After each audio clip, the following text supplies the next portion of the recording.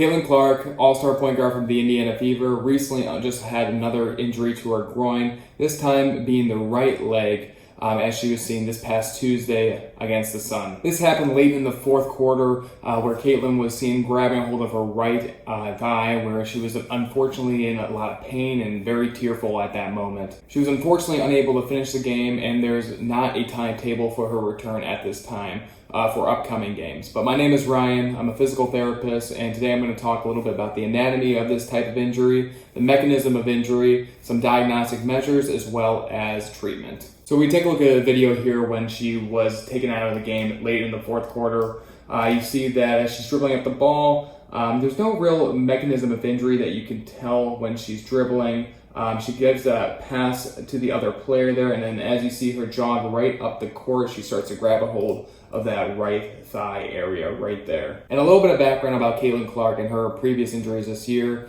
She actually was already sidelined for about 2 weeks with a left groin strain. And with these groin injuries, it's typically an injury to that muscle tendon junction, and you're going to have pain with, specifically for the adductors, you're going to have pain with palpation near around where those adductors really originate from, which is around that pubic bone, as well as they're going to have difficulty with conducting adduction of that hip thigh. So now we're thinking that it's a right groin strain for Caitlin Clark. We're going to take a look at some of the anatomical structures that can be involved with this type of injury. So when we take a look at our model here, we see that all of these muscles all play a role with adduction of the hip and that thigh. And that's basically bringing that hip and thigh towards midline here. So if we start from the top, we have our pectineus muscle right here. We have your abductor brevis, abductor longus, which is our typical muscle that would be strained with any groin strain injury.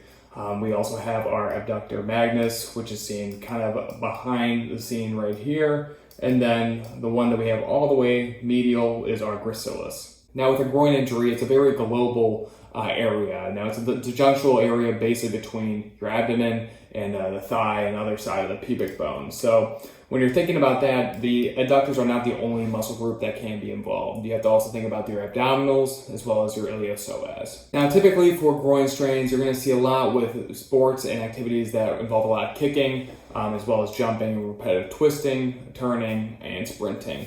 A lot of people see them in ice hockey as well as soccer. And for clinical presentation, one of the main signs you're going to see is a lot of pain, specifically near the pubic bone.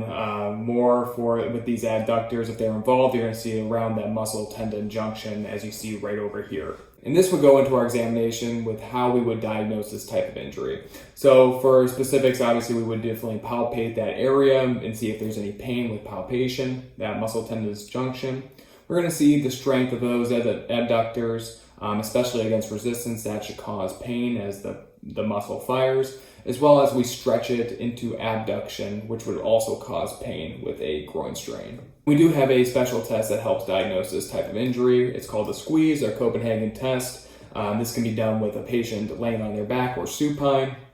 Knees will be flexed to about 45 degrees, and you're going to put your fist in between the knees right here.